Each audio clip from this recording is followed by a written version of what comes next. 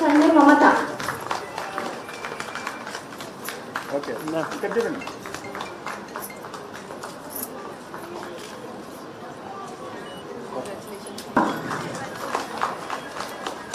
Class.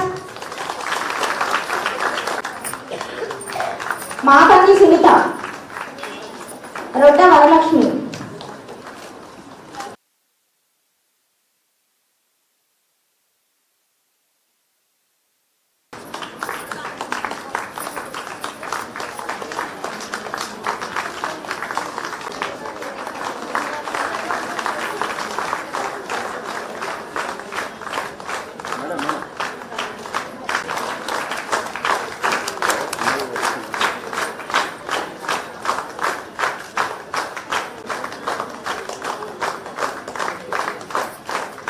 తారల మౌని.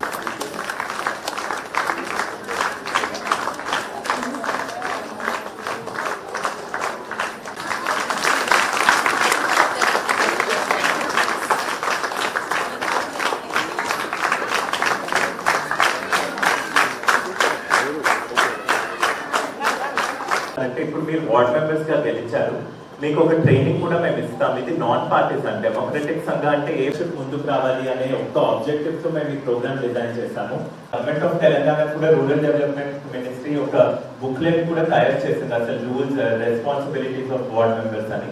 మేము మీకు ట్రైనింగ్ ఇస్తాము, మీకు ట్రైనింగ్ కూడా ఇవ్వబోతున్నాము. So thank you so much అందరు ఈ రోజు వచ్చారు ఇంత టైం.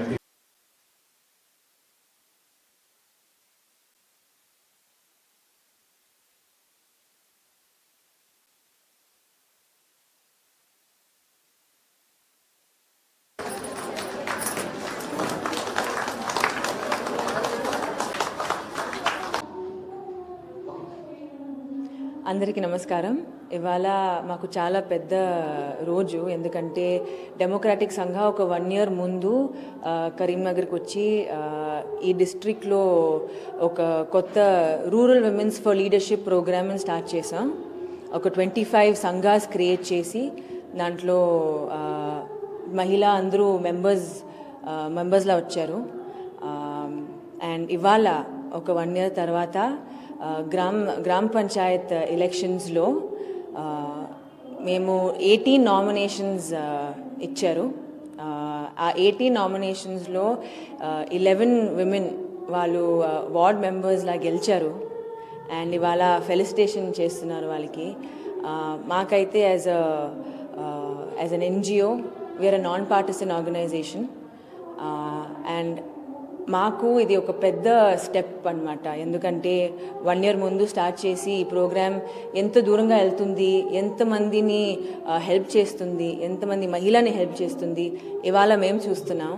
సో యాజ్ డెమోక్రాటిక్ సంఘం మేము చాలా ప్రౌడ్గా ఉన్నాం వీళ్ళతో కొలాబరేట్ చేసి ఇంకా ముందు వెళ్ళాలి. it's a powerful feeling for us anamata, not just for the women but for us as well. So I would like to wish all the women andariki oka pedda congratulations వాళ్ళకే మాకు కూడా. Thank you.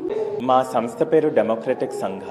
మా main objective డెమోక్రసీని strengthen చేయాలి ఇండియాలో అని. ఈ ఆబ్జెక్టివ్తో మేము ఒక మెయిన్ ప్రోగ్రామ్, మా ఫ్లాగ్షిప్ ప్రోగ్రామ్ పేరు రూరల్ ఉమెన్స్ లీడర్షిప్ ప్రోగ్రామ్, అంటే గ్రామీణ మహిళల్లో నాయకత్వ లక్షణాలు పెంచే ప్రోగ్రామ్. ఈ ప్రోగ్రామ్ని మేము 1 year క్రితం కరీంనగర్ డిస్ట్రిక్ట్లో లాంచ్ చేయటం జరిగింది. ఈ ప్రోగ్రామ్ దగ్గరతో ఒక 25 గ్రామాలలో కరీంనగర్ డిస్ట్రిక్ట్లో మహిళా సంఘాలు ఫామ్ చేశాం. ఈ సంఘాలు అరౌండ్ 20 ఉమెన్ ఉంటారు. ఈ సంఘ ద్వారా వాళ్ళకి 1 year లీడర్షిప్ ట్రైనింగ్ ప్రోగ్రామ్ కూడా చేశాము.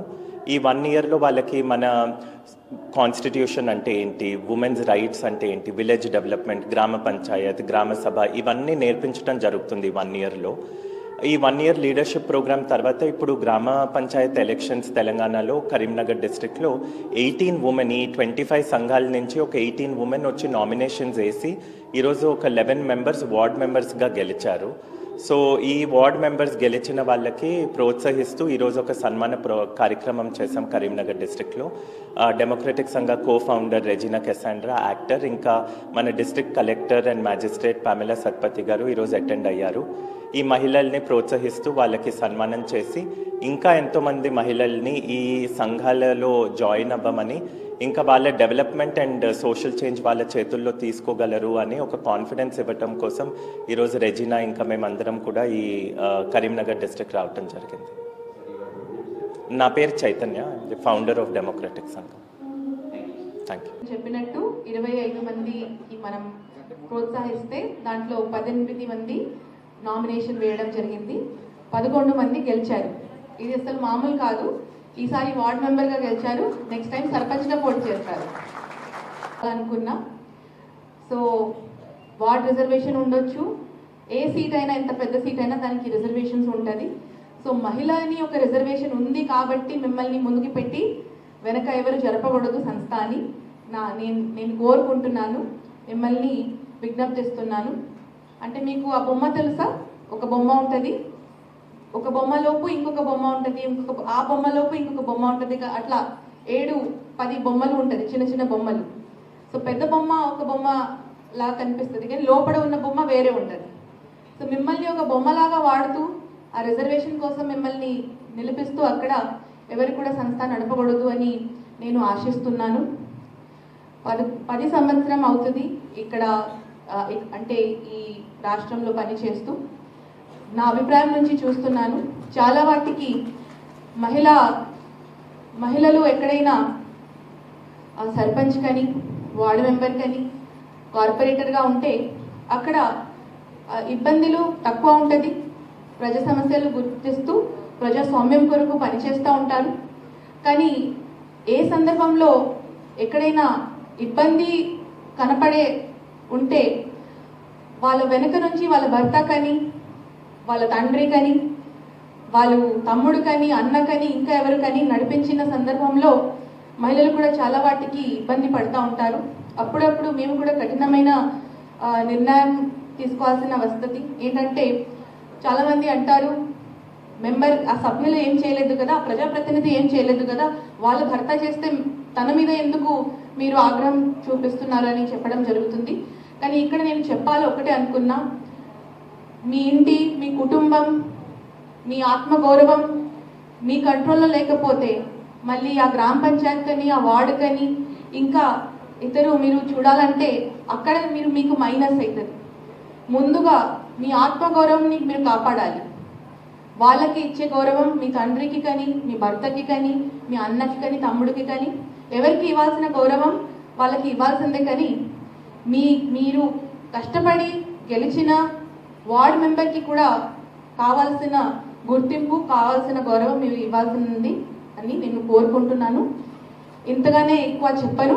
మీరు అందరు ఇంకా దీనికన్నా పెద్ద ఆకాంక్షలు పెట్టుకోవాలి, ప్రజల కోసం పనిచేయాలి, అంటే ఆత్మవిశ్వాసంతో ముందుకు పోవాలని నేను కోరుకుంటూ ఈ మంచి కార్యక్రమం ఏర్పాటు చేసి డెమోక్రటిక్ సంఘం తరఫు నుంచి మిమ్మల్ని ముందుకు తీసుకొని రావడానికి ఎంత ప్రయత్నం చేసినా ఈ డెమోక్రటిక్ సంఘం టీం అందరికీ కూడా నేను మళ్ళీ ఒకసారి ధన్యవాదాలు తెలియజేస్తున్నాను.